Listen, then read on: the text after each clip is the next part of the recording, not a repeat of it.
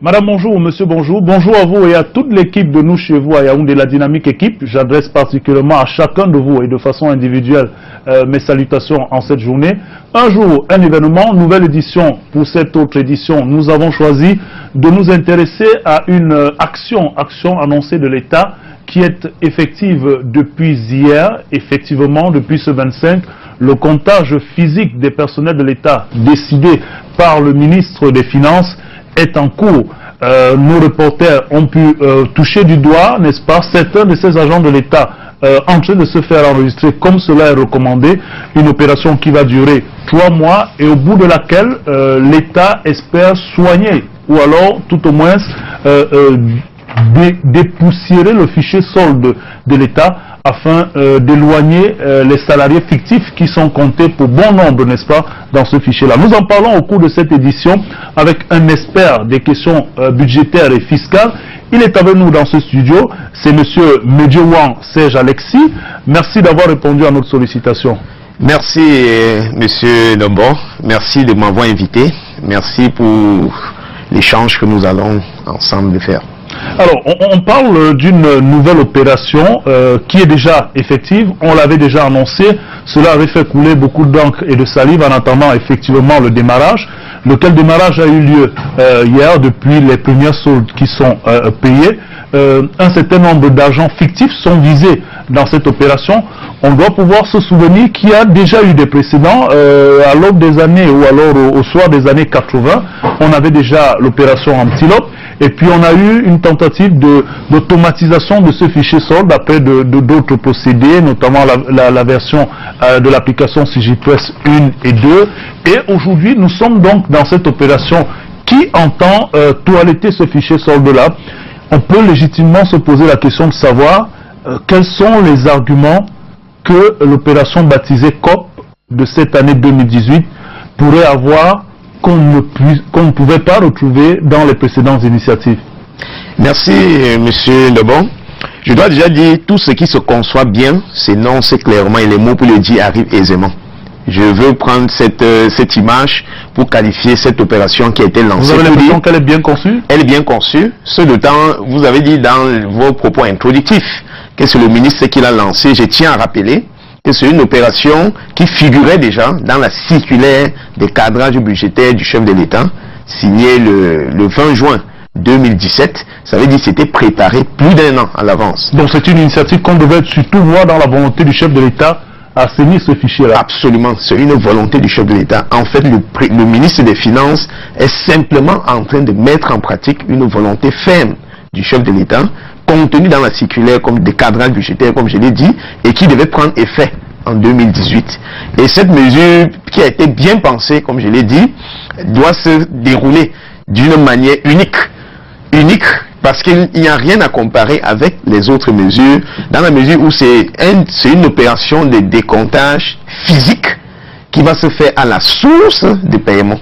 C'est-à-dire tous les fonctionnaires désormais, on va venir les décompter au lieu où ils perçoivent leur salaire, notamment auprès des banques, auprès des microfinances et auprès des agents comptables. C'est ce qui marque déjà la particularité de cette opération par rapport aux précédentes. Alors, lorsqu'on vous entend parler ici, on peut simplement dire que cette mesure mise en application par l'actuel ministre des Finances n'est en aucun cas dépendante, n'est-ce pas, de la personne qui assume on va dire, qui a la responsabilité du département ministériel. Oui, il faut, tout en saluant la promptitude du ministre des Finances, d'avoir bien voulu lancer cela aussitôt que l'exercice budgétaire démarrait, reconnaissons quand même que c'était déjà prévu. Peu importe qui ça aurait été lui ou un autre ministre, c'est une opération qui était déjà prévue et voulue par le chef de l'État. Alors, on lui retient donc à l'actuel ministre des Finances sa promptitude par rapport au démarrage de cette opération. On vous a entendu dire que c'est une opération qui, vraisemblablement, nous l'espérons aussi en attendant les résultats, a été bien pensée, bien conçue. En quoi est-ce que, justement, la conception de cette opération, que vous dites être une opération qui va à la source et au contact physique, en quoi est-ce que elle sera fondamentalement différente? On avait aussi, dans les précédentes opérations, un comptage tout de même. N'allez pas nous dire que cela ne se faisait pas de manière directe. Oui, ça se faisait, c'était des comptages, mais qui s'appuyaient beaucoup plus sur les documents papier. Donc on demandait un certain nombre de pièces, et je me souviens à l'époque, il y a de cela quelques années, comme nous sommes tous assez réguliers dans nos administrations, il y en avait même qui, en leur absence, montaient leur dossier et soumettaient à leurs collègues pour dépôt. Cette fois-ci, on veut la présence physique de tout fonctionnaire. Et l'avantage ici, c'est que comme l'opération se passe au lieu des paiements, on a associé les banques.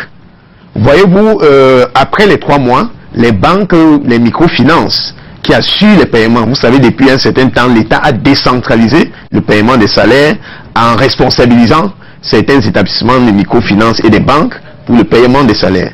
Désormais, les banques auront cette responsabilité d'appliquer immédiatement les sanctions au bout de 3 mois pour ceux qui ne se seront pas fait décompter physiquement. Ils verront leur salaire coupé à la source. Parce que par le passé, à l'issue de certaines opérations d'inventaire ou bien de décomptage ou bien de recensement des fonctionnaires comme on appelait à l'époque, après cette opération, il n'y avait pas d'effet immédiat. Non, nous comptons sur l'effet immédiat pour déjà mobiliser tous ceux qui ne sont pas fictifs et aussi pour mettre à l'écart du fichier tous ceux qui sont fictifs. Parce qu'après 3 mois, ceux-là ne pourront plus percevoir un seul franc. Alors, mais avant de passer à une prochaine préoccupation, à qui revient la responsabilité de décider de suspendre le salaire? Aux banques, aux finances, ou alors à l'État à travers le virement qui est fait dans ces États? Mais qui assure la tutelle des banques au niveau de notre État? C'est le ministère des Finances. C'est-à-dire, c'est par simple note ou circulaire, le ministère des Finances va instruire les banques de l'accompagner dans cette mesure. Au bout de 3 mois, tous les fonctionnaires ou agents de l'État qui ne se seront pas fait recenser physiquement verront leur solde suspendu. Alors, mais lorsqu'on vous entend évoquer non seulement la conception, mais la matérialisation qui prend cours de cette opération annoncée, on a l'impression que tout est rose.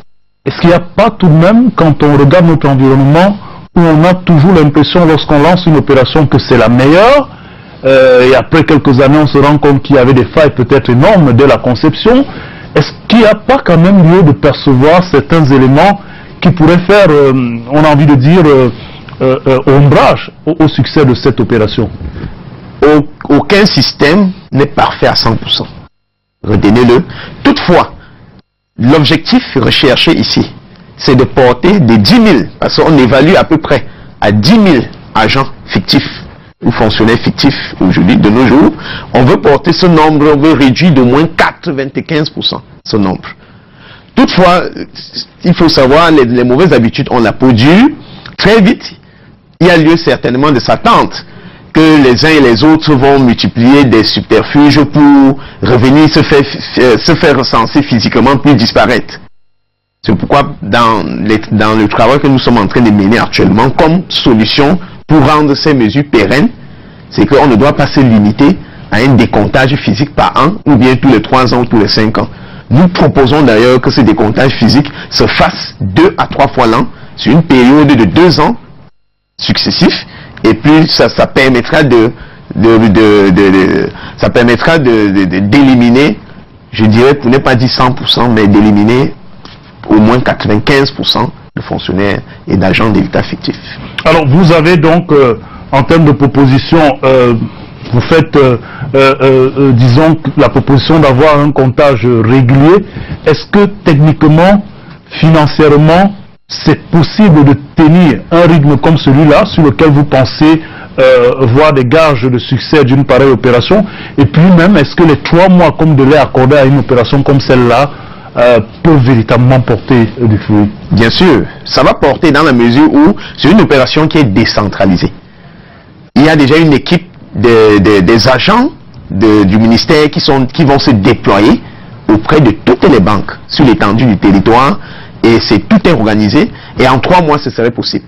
Et puis à l'issue des 3 mois, la pérennité viendra du fait que on pourra faire le point et arrêter ceux qui ne se sont pas encore fait recenser et les suivre.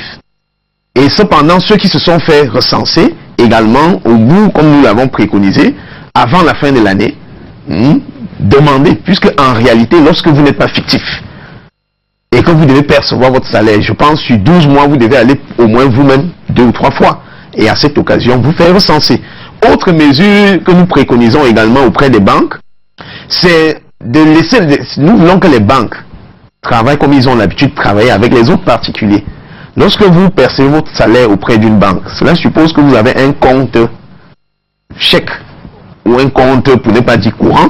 À travers ce compte, les banques peuvent vous exiger la mise à jour de votre compte, la mise à jour annuelle de votre compte. Ça suppose au moins votre présence physique pour la mise à jour annuelle de votre compte. Entre-temps, si certaines données, certains paramètres personnels ont changé, comme votre localisation, votre numéro de téléphone, votre carte nationale d'identité, la mise à jour, c'est de remettre tout ça, d'actualiser tous ces documents. Au moins, à cette occasion, vous êtes présent et ça éviterait qu'on ait des personnes, parfois, qui sont même hors du territoire, mais dont le salaire passe pendant des années durant. Alors, mais il y a que certains analystes de cette question-là déplorent le fait que l'opération soit uniquement et exclusivement dirigée vers les personnels de l'État. Il y en a qui sont des personnels à la solde des collectivités qui, somme toute, dépendent aussi quand même de la trésorerie de l'État. Merci. Ça suppose que vous avez mené une analyse profonde. En réalité, aujourd'hui, ce que nous préconisons également, c'est qu'après le personnel de l'État, qu'on essaie également de voir vers les démembrements de l'État, notamment les collectivités territoriales décentralisées, le personnel local de l'État. Et ce personnel local de l'État, vous pouvez observer, nous voyons parfois des brigades de police municipale, entre guillemets. Il faudrait qu'on sache si parmi ne se cachent pas également des possibilités de faire payer de l'argent fictivement par les collectivités territoriales décentralisées qui reçoivent quand même de l'État certaines subventions et certains appuis financiers, dont la suite sera également de voir de ce côté. Je voudrais également ajouter au niveau de certaines entreprises publiques, certaines sociétés à capitaux publics, les établissements publics administratifs et même les sociétés d'économie mixte. Par la suite, on devra voir là, puisque en fait l'objectif final recherché, c'est d'économiser de l'argent sur le plan budgétaire. Donc si cette mesure est globale, la loi ayant vocation à être d'application générale, ce serait tout à fait naturel qu'après l'État, qu'on puisse passer à d'autres structures telles que vous l'avez cité. Qui ont une relation tout au moins en termes de subvention ou alors de fonctionnement lié avec le trésor de l'État. Maintenant, vous évoquez justement la possibilité d'avoir ces salaires fictifs au niveau du personnel local, au niveau du personnel de l'État de façon directe, mais on sait très bien que tout ça ne se passe pas sans qu'il n'y ait des complicités plus ou moins directes. Est-ce que votre combat aussi ne serait peut-être pas de toucher du doigt effectivement ceux qui couvrent, ceux qui bénéficient des complicités, ou même ceux qui se trouvent à la clé, à travers des retours des commissions impliquées dans toutes ces situations qui finalement constituent comme étant des éléments régénérateurs de cette problématique. Vous avez tout à fait raison. Mais comprenez que lorsqu'on est face à une situation qui s'est enlisée et qui s'est compliquée et qui a, malgré plusieurs tentatives, on n'a pas atteint les résultats escomptés. À un moment donné, il faut faire un choix. Et je pense que le choix qui a été fait par le chef de l'État et qui est en train d'être mis en œuvre par le ministère est bon. C'est-à-dire commencer par les bénéficiaires.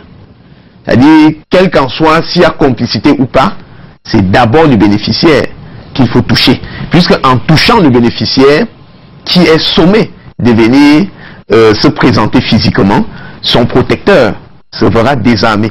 Puis par la suite, lorsqu'on aura maîtrisé le fichier, je crois que des lois, certaines lois vont suivre pour mettre en garde, pour discipliner la présence ou bien certaines mesures, certaines autres mesures qui vont peut-être tenir compte de l'évolution technologique vont permettre de discipliner tout le monde. Parce que voyez-vous, la loi ne s'applique pas à l'être humain lorsqu'il ne sent pas en lui, lorsqu'il voit pas autour de lui des dispositions qui le contraignent à s'aligner, coercitif, parfois il peut aller jusqu'à la ligne de la dérive. Absolument. Alors, on évalue en tout cas certaines analyses et certaines études évaluent à quelques 2000 milliards en 20 ans les pertes du Cameroun. Certains estiment à 300 milliards de francs CFA chaque année les pertes liées à ces salaires fictifs-là. Vous, le spécialiste des questions budgétaires et fiscales, qu'est-ce que cela peut représenter globalement pour le fonctionnement du budget d'un pays? Bon, déjà sans toutefois acquiescer totalement vos chiffres, les chiffres que vous avancez, mais retenons quand même que une étude, la dernière étude faite, démontre qu'environ 10 000, on dénomme environ 10 000 fonctionnaires fictifs, fonctionnaires et agents de l'État, les agents relevant du Code de travail, notamment les contractuels d'administration, ainsi de suite. Toutefois, retenez-le, si on maîtrise cette dépense-là, cette dépense inutile, puisque c'est de l'argent perdu, si on maîtrise cette dépense, il va s'en suivre que, au niveau du budget, il y aura un regain de ressources. Et ce regain de ressources, on l'évalue autour de 200 à 300 milliards par an. Et si on a ce regain de ressources, la conséquence peut être que sur le plan fiscal, il y aura un allègement fiscal généralisé. La pression fiscale peut baisser. Donc cette pression-là est due à l'absence de liquidité que l'État, paradoxalement, perd dans des situations comme le paiement des salaires fictifs. Absolument. Simplement, en fait, ces salaires fictifs, c'est l'argent des contribuables. Si l'État réussit à récupérer cet argent, sur le plan fiscal, l'État va avoir un surplus de ressources. Et ce surplus de ressources peut permettre à l'État d'accroître certaines mesures d'incitation et d'allègement et d'exonération sur le plan fiscal.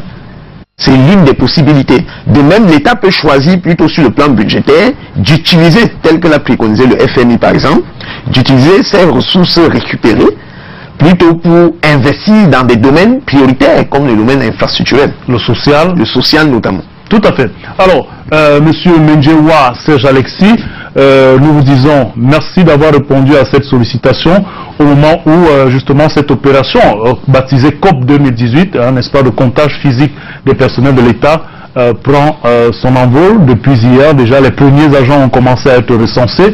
On espère effectivement que cette manne financière perdue par l'État de suite de paiement de salaires fictifs sera récupérée et que vous et moi, nous aurons certainement une autre occasion d'apprécier les retombées positives sur le fonctionnement de notre pays.